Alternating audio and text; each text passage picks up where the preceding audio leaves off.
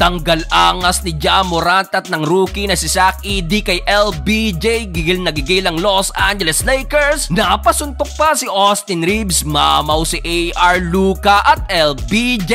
So Memphis Grizzlies kontra sa Los Angeles Lakers, LBJ kontra kay Ja Morant. Simula pa lang napaka-aggressive na agad offensively ni LeBron James na kumana ng 5 points ng Lakers, including itong baseline dunk kontra kay Zach Edey na sinagot din naman agad ang 5 straight points ni Ja Morant. Matapos yan, kumana rin agad ang napakainit na combined 17 points si Luka Doncic at Austin Reeves. Takeover mode agad ang Big 3 ng Lakers. Gustong bumawi sa napakasakit na pagkatalo sa Chicago Bulls. Well, pati si Gabe Vincent nang gulat matapos kumana ng 9 straight points off the bench. Tila gigil na gigil ang Lakers. 8 3-pointers ang naipasok ng visiting team sa unang quarter na nagbigay ng 11-point lead, 39-28. Second quarter na natiling mainit si Vincent na agad kumana na naman ang back-to-back 3-point shot. On fire si Vincent na meron ng 15-point shooting 4 of 5 beyond the arc. Problema pa ng Grizzlies dahil nakuha pa ng maaga ni Triple J ang kanyang third personal foul. Well, di pa natapos dyan ang run ng Lakers dahil pumalo pa ang kanilang lamang sa sarado 20 sa dunk na to ni Vando at another 3-pointer ni LBJ. Ganda ng ball movement ng Lakers. After nga lang yan, biglang nabuhayan naman ng Memphis Grizzlies. Back-to-back dunk ni Zach Edey, including itong put-back poster kay LBJ na nasundan pa ng rhythm 3-pointer ni Desmond Bane. A total of 15 tuturan ang nagawa ng home team at dito na ibabagad nila ang 20-point lead sa 6 points. Anyari sa Lakers, butit to the rescue agad sa dulo si LeBron James at Luka Doncic na meron ng parehong 14 points. Luka to LBJ tomahawk jump para ibalikan lamang ng Lakers sa double digit, 72-61. Start of the third quarter, biglang nanggulat ang Memphis Grizzlies matapos magpaulan ng 4 na sunod na 3-point shot. Tatlo dyan galing kay Desmond Bane under 8 minutes. Seto't nakuha na ng home team ang lamang 77-76, kung saan nabasag na lang yan sa corner 3-pointer na to ni AR na nasundan pa ng end 1 ni Luka Doncic. Nalibre din si LBJ in transition sa counter 8-0 run ng Los Angeles Lakers. Dito gana na naman ang outside shooting ng Lakers. Tatlong sunod na tres mula kay Rui, Luka at Dorian Finney-Smith. Butatapang inabot ni Ja Morant sa play na to kay LBJ. Pero sa dulo, bumawi si Ja Morant ng 5 straight points para ibaba sa tatlo ulit ang lamang ng Lakers, 102-99. Fourth and final quarter na natiling mainit si Ja Morant at dahil sa kanyang another 4 straight points, dito nagawa ng makalamang ulit ng Grizzlies. Na-high pa si Edey sa kanyang putback layup, 111-107. Pero LBJ to the rescue agad na kumana ng back-to-back basket, including itong another dunk. Matapos yan, Luka Doncic na libre pa sa kanyang mid-range J na nasundan pa ng wing 3-pointer ni Dorian Finney-Smith. Balik ulit sa Lakers ang lamang 118-113. Under 4 minutes, Luka to Jackson Hayes, alley-oop